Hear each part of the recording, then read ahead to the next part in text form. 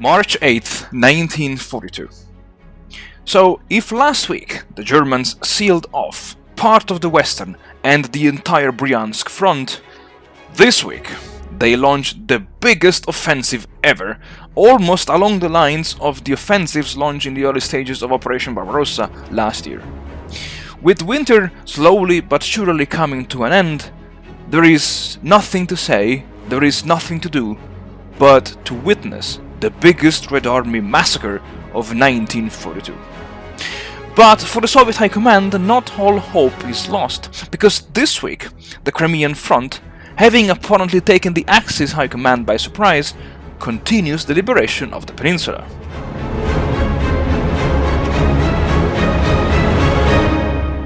Howdy folks, welcome back to the channel and welcome to a new weekly episode of War in the East 2.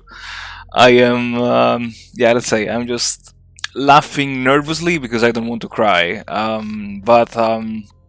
Well, what can I say? How can I introduce this episode, this turn 38, the 8th of March, 1942?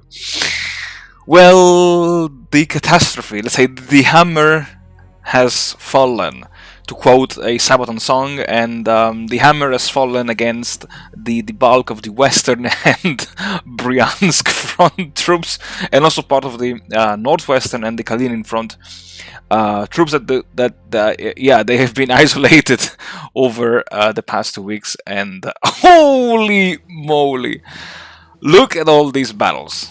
Just look at them. It's insane. The only victory came from this one here, from the 10th Cavalry Corps, that was attacked by a regiment of the 6th Panzer Division, and somehow it managed to hold its ground. But while everywhere else, like my troops just melted. They melted. Maybe not here. That I see there were like twice these 3 cavalry divisions defended against the regiments of the 208th Infantry Division, but then this regiment somehow forced these two to surrender, and the 91st was simply shattered into smithereens. And then, here that was an interesting battle, because the 419th Rifle Division repelled 4 attacks, again by regiments, and this one here again. So the same regiment actually attacked me. Here the regiment was switched until the whole 268th Infantry Division joined the fight, and then just wiped out my 419th Rifle Division. I must say, my opponent played very smartly. He literally regimented everything. Like you see here, one regiment, boom, destroyed it. Here, another regiment, look at this combat value, man, come on, and wiped out one division. And anyway, let's say the good thing is that all of the divisions that have been wiped out will be coming back in the reserve tier box between say July and November 1942. No, I think it's even earlier. I think it's June already. June and November 1942. So not everything looked so bad, I would say. The only sad thing is that losing this cavalry corps means that I will lose all the manpower and the equipment that I could have saved by pulling them out in time. And funny enough, the only cavalry division that will be disbanded in 5 turns is the 10th, and this week I will send it back to the reserve tier box, and that's pretty annoying, I would say. But anyway, I mean, there is nothing I can do. I see here that he surrounded my 70th Cavalry Division. Again, like, this is one unit that I would have lost anyway. It's annoying, but let's be optimistic. Things could be much worse. And also, I must say, my opponent is playing very smartly on exploiting the defensive terrain, because if you look at here, like this one here, it's a heavy wood, and one single regiment has an 81 defensive combat value. Like, this is more than, okay, this is like a whole a light foot with a whole division, but this is just 51st. Like 81, one regiment versus 51st of one entire division. This is like, wow, just wow. Well done. But anyway, now I'm not planning to do any offensive operation here. Also because, yeah, he attacked me over here as well, and he kicked me out from this access. Like, it's interesting to see that he is using, I believe, the 11th Army, because I know that the 198th was one of the divisions that fought in Sevastopol, and I think this could be a pretty not here. Okay, only here. But this could be a pretty, let's say, smart strategy to concentrate all of the pioneers into one army corps, and then you use the divisions of that army corps as a battering ram to wipe out the level 3 fortifications, and then you can just open a gap in my lines, and then you just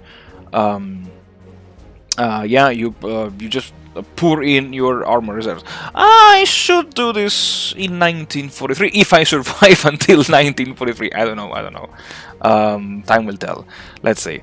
But yeah, so this week, what I have to do this week is to, as always, rearrange a little bit the fronts here and there, and I will reassign some units from the reserve armies to the Western Front, because now the Western Front only has, say, 38 divided by 2 is 19, I think, and the Bryansk Front has 24, 12 units, 12.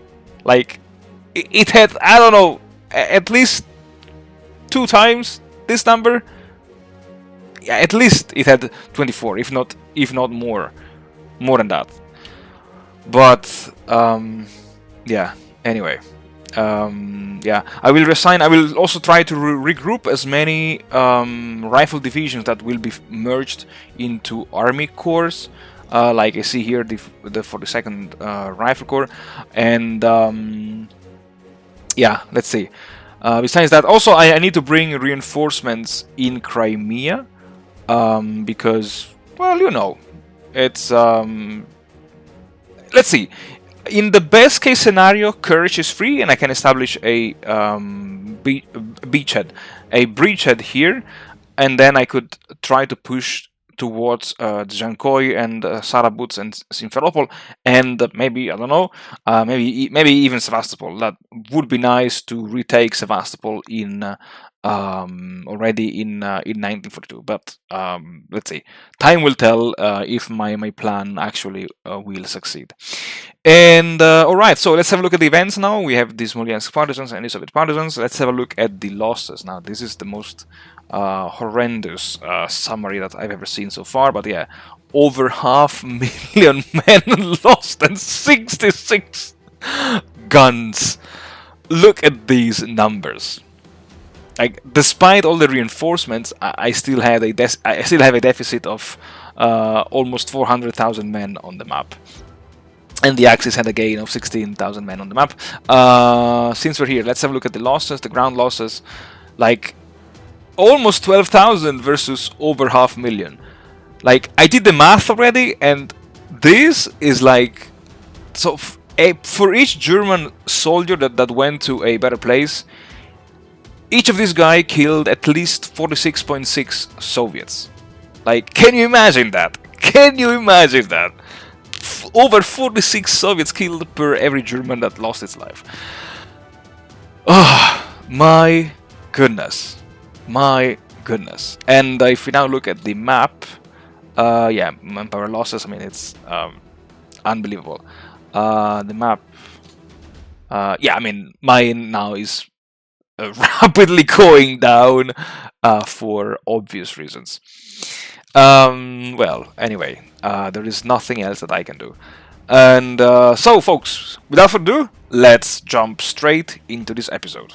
Alright, folks, so you all saw it coming, and I was like laughing and almost crying at the same time while reading your comments under the last episode. I mean, the episode of last week, because Really, maybe I'm too rigid with myself, and maybe I'm really too predictable.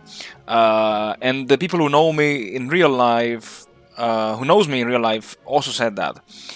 Because if when I play as the Axis, when I commit units, especially motorized units on the front line, I like to pull them back one turn, refit them, rest them. And only then commit them again into a new offensive. I would have never, ever imagined that my opponent, maybe because he knows me, he knows how predictable and rigid I am. Yeah, he just outsmarted me. He just used maybe he did it on purpose. He showed me that he had some motorized units there south of Tula, and then he used them to cut off the, the entire Bryansk Front and part of the Western Front. So, I mean, what can I do now? Nothing. I'm happy that the rifle divisions of the Western and in the Bryansk Front will come back this spring and summer. But this is kind of a big blow, because now I need to prepare the Red Army throughout, let's say, the spring season, and by not having all the divisions that historically the Soviets had, I am, I think, in a kind of a disadvantage along the Eastern Front. Also because I'm still planning to keep LARPing concerning the arrival of reinforcements on the map, and so yeah.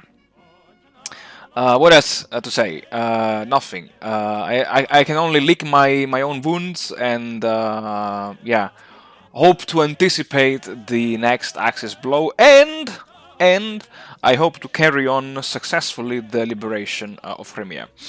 That's all for this voiceover, folks. As always, thank you very much for watching. Thank you very much for supporting the channel. I wish you all the best, and I'll see you all again next week.